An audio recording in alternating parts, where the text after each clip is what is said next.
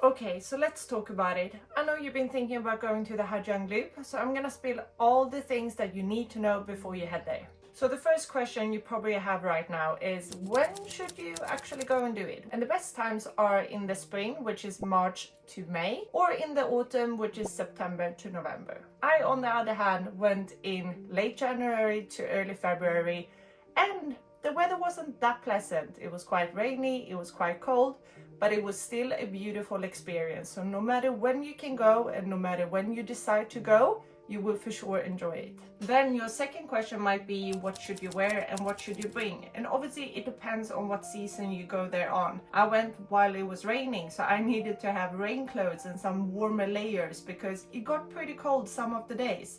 But if you go in a better weather condition, in a better time of the year, you can pack a bit lighter. Some days it was quite warm, so I could just have a tank top. Some other days I had 3 layers of hoodies and a rain jacket and I was still freezing. Make sure that you have some layers. You bring some pants, some shirts, some sweatshirts, a rain jacket, and then also some lighter clothes, so when you do get warm you have some layers to take off so you can enjoy the weather no matter what it brings to you. And then to the main question, is it social? Is it something you can do when you're traveling solo, or do you have to go in a group of friends that you already know? And I would say that it's very social. You will be divided into different groups to do the tour and the loop with. And we became really close. We became like a family. We had so much fun together. I made so many new friends on this trip.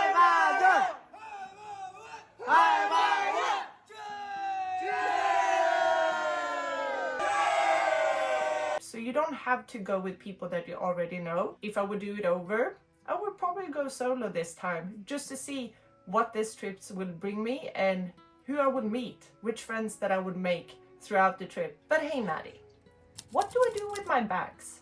What if you travel with a big suitcase or you have too much luggage to bring with you on the bike?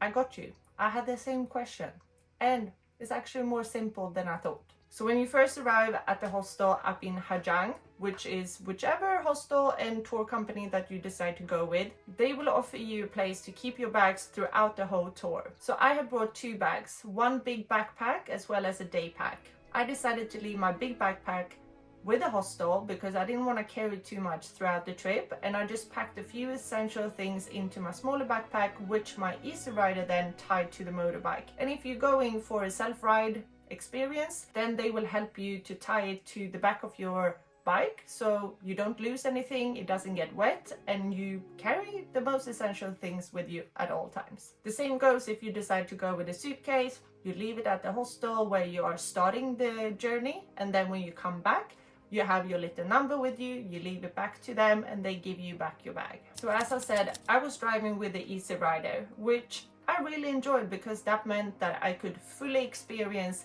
the beauty of Vietnam. I could just sit back, relax, let my driver do the driving, and I could just take in all the amazing landscapes that Vietnam had.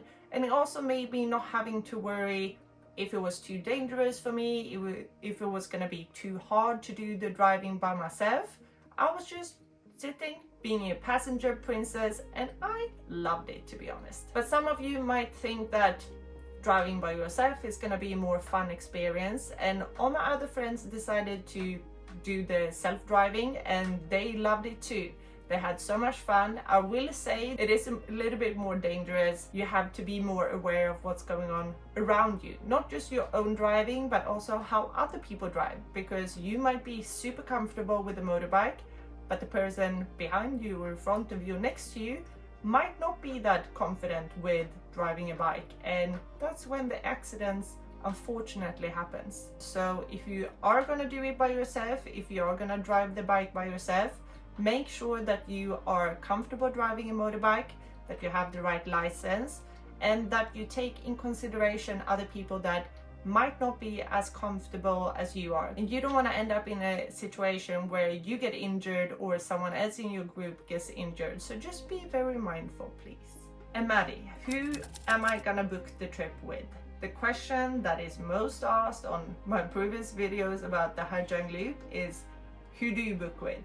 I booked with Jasmine Tour or Jasmine Hostel, and I really enjoyed it. It was so much fun, but I know there are other tour companies out there. You can also go and do it by yourself, so it's just a preference. But my recommendations, because I enjoyed it so much, is to book through Jasmine Hostel. And then to the pricing question, how much does it actually cost to do the Ha Giang Loop? So it all depends on what package you pick. If you want to drive by yourself, if you want to have an easy rider, if you want to have transportations from Hanoi up to Ha Giang and back, if you want to have a standard bus, or if you want to be in a VIP sleeper bus, it all matters and comes into what price you're gonna have to pay. But I picked the 4 days and 3 nights with the VIP sleeping bus from Hanoi to Ha Giang and Ha Giang back to Hanoi, which cost me around 260 euros. And do I think it's worth 260 euros to do this experience?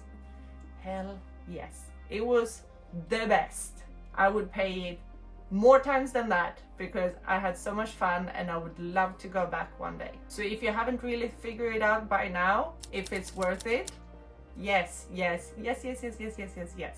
I have so many fun memories and I have so much joy in my body from this experience. So if you're thinking about going, I would 100, maybe 1,000% recommend you to go. So that is a recap of the Ha Giang Loop, and if you have any other questions, please feel free, comment them below and I will make sure to answer them for you.